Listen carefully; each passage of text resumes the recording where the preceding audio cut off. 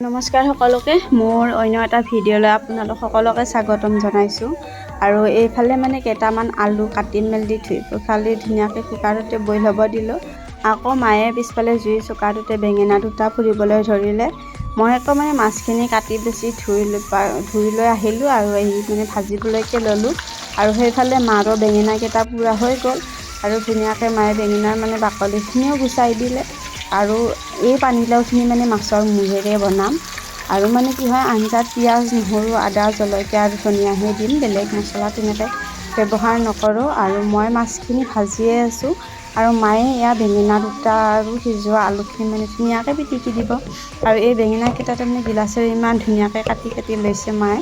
তাৰপিছত এয়া বেঙেনাখিনি মায়ে কাটি লোৱা হৈ গ'ল। এতিয়া মানে আলুখিনিও পিটিকিব। আৰু মানুহজনে বজাৰলৈ গৈছিলে, বজাৰৰ পৰা আমালৈ খোৱা বস্তু আনিছে আৰু এয়া বুট ভাজা আৰু ঘং আনিছিলে। এইখিনি মই খাই ল'লোঁ। খাই লৈ আকৌ সেইফালে মানে কি পানীলাও আঞ্জা মাছৰ মূৰেৰে বনাম বুলি কৈছিলোঁ নহয়, আঞ্জাখন বহাইছিলোঁ। এয়া পানীলাও আৰু মাছৰ মূৰেৰে বনাইছোঁ। পানীলাও আঞ্জাখন বহাইছিলোঁ আগতে, সেইখন বনোৱা হ'বই। আৰু এইফালে মানে বনাম এতিয়া আলু আৰু বেঙেনা পোৰাৰ আঞ্জাখন। আৰু এয়া মানে গোটেই যোগাৰখিনিতো কৰি লৈছিলোঁ। এতিয়া ইয়াতে মানে পিঁয়াজ জলকীয়া আদা নহৰু গোটেইবিলাক দি ভাজি ল'ম। আৰু পৰিমাণ অনুযায়ী মানে হালধি আৰু নিমখখিনি, কিছুমানে নিমখ অলপ কমকৈ খায় আৰু জ্বলাও কিছুমানে কমকৈ খায়, মানে বেছিকৈ খায়। যোনে যেনেকৈ খায় তেনেকুৱা পৰিমাণৰে দিব পাৰে।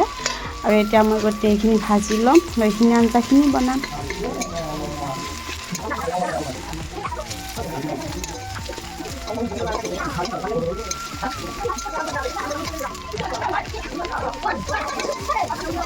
আৰু পিঁয়াজখিনি মছলাখিনি ভজা হৈ গ'ল।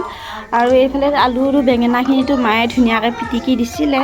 ইয়াতে অলপমান পানীও দিছিল। আৰু এতিয়া আঞ্জাখন বহাম।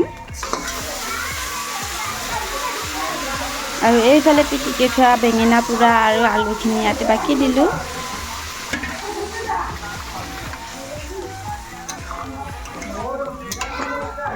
আৰু মানে আঞ্জাখন বহুত বেছি গোটা হৈছে, ইমান মানে গোটা আঞ্জা খায়ো ভাল নালাগে আৰু পনীয়া আঞ্জা খায়ো ভাল নালাগে। ইয়াতে অলপমান পানী লাগিব পৰিমাণ অনুযায়ী। আৰু ইয়াতে অলপমান পানী দি ল'ম, বেছি নিদিওঁ, বেছি দিলেও বেছি ভাল নালাগে খাবলৈ।